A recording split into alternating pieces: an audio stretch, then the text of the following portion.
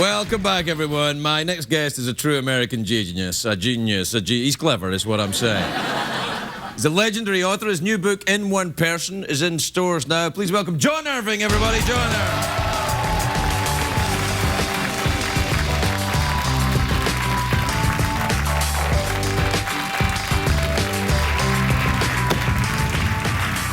John Irving, how are you?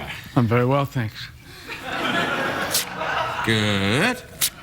Good. It's good. I like the cover of the book. Is this you on the cover? We tried that, but it didn't work. Have you ever tried wearing a bra and then undoing it around the back yourself? I mean, that's the question America wants to know from John Irving, I tell you. Well, when I was younger, sure. Yeah, why not? I have to say, this is quite scary, actually. See there? Mm-hmm. Do you like to project an image of toughness? Because you do. I don't know if you mean it. You got that kind of, you know, hard-bitten kind of, I'm a writer and I stand up when I'm writing and I could cut you. Is that a fair description? Well, I'm 70 years old. No way. So what you're saying is you can cut. You're tatted. I had no idea you were inked up. That's. I mean, I got a little bit here. You're like covered. Not that you can see. Do you have more? Mm-hmm. You're a surprise to me. You write about. You're a tender writer. I think I thought you'd be more poetic in your look. You know, maybe a scarf, a big hat. You know. Some kind of hush puppy shoes. Short people should not wear hats.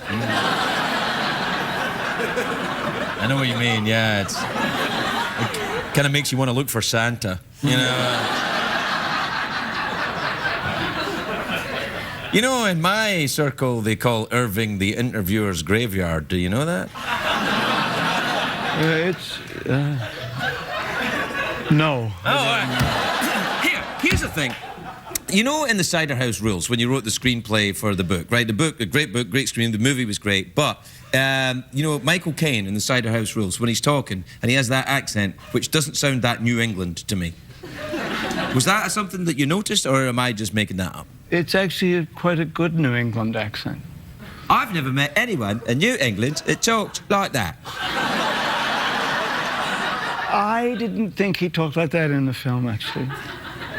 He did a little bit. But you know what? I've seen Michael Caine in so many films that maybe I projected that onto him, but actually he was doing a very good New England accent. I'm prepared to be wrong, is what I'm saying. Well, many people in New England speak so incomprehensibly that you wouldn't know what their accent was. I agree. My wife is from New England. Ah. From the great state of Vermont.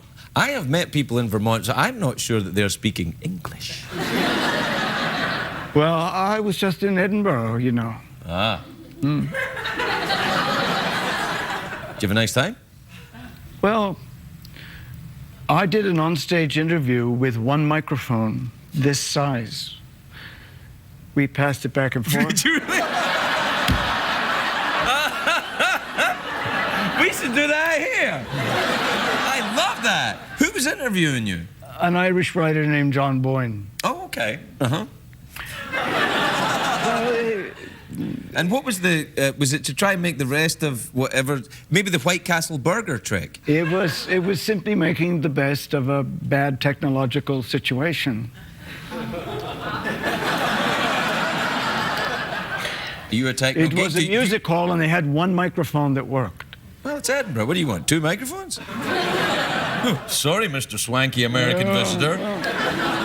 Hey, do you work on the technology? Do you a techno geek? Do you write on computers and stuff? I write by hand. Really? Yeah. See, that's how you know you're a proper writer. Use a pen? I do. Paper, too. Very hard to use one without the other, really. Kind of come as a set. I like the email for my children and... Oh, so you do it then? I learned to type when I was very young, before I was a teenager, actually. And it's just a little too fast for the way I like to write. So do you find that you think at the speed at which you write, your fingers get ahead of your brain? Is that what happens? Yeah. Because I've heard people say that before. It's a pity they don't listen. Yeah. Do you know what I noticed in your later work in the 90s? You did a lot of Indian stuff. You went to India a bit and the thing. Why was that? I went there to make a film which still isn't made. Is it in India right now, or were you heavily influenced by India? We moved it to Mexico, and it still isn't made there either. Keep moving. What's the movie? It doesn't. Dumb and Dumber? Is that what it is? Did you like India? Did you have a good time? Not really.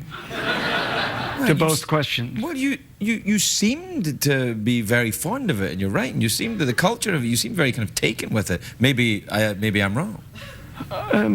You are about that. But that's okay. I mean, you know. I'm wrong often. As I say, my wife's from New England, so. Yeah.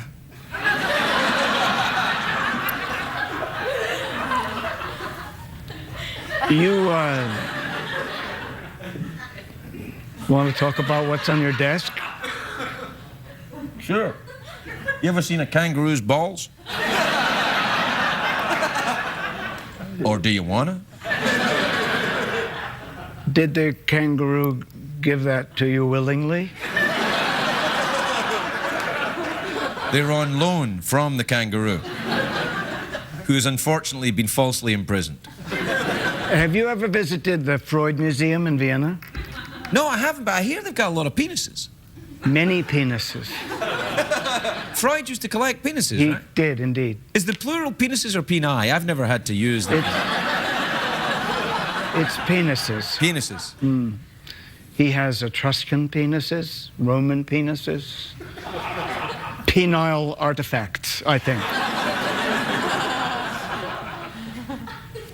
That's Freud for you, though, isn't it, really? Are you a Freudian? You think you're a Freudian? I see you more as a Jungian myself. I was a student there, and I was upset that there was no museum for Freud. Right. No honor of his home or his office. And I assumed that this was the fault of Viennese anti-Semitism. But when... You've got that there. Yeah, they do. Yes, they do. Yeah, they do. But then, once the museum was open through the efforts of the daughter, and all the penises showed up. I'm not trying to let the Viennese off the anti-Semitic hook because they deserve it. But there could have been an anti-penis thing going on as well. That's what I'm saying, that's all. You make an interesting point. I'm not sure what it is, but it's interesting. Yeah. The character in this book has difficulty pronouncing the plural of penis. Is it me?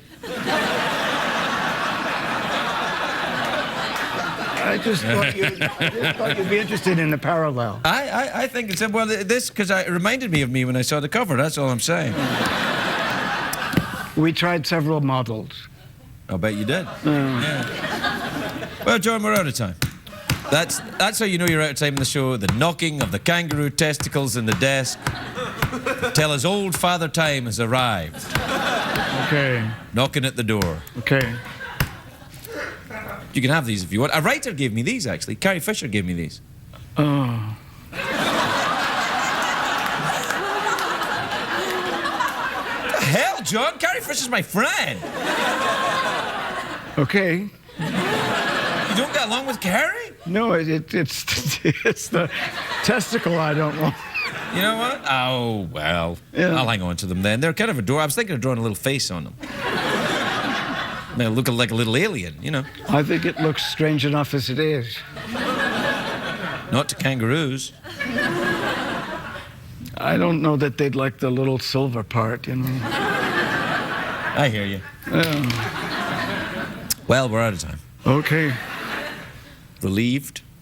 No, it's okay. Do you want to do a cash prize, awkward pause, anything like that? No. Let's just throw in an official awkward pause.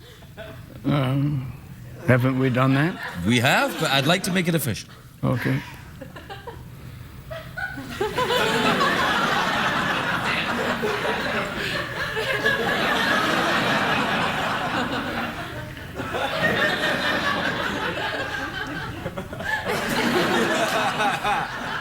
You know, I spend most of my day this way.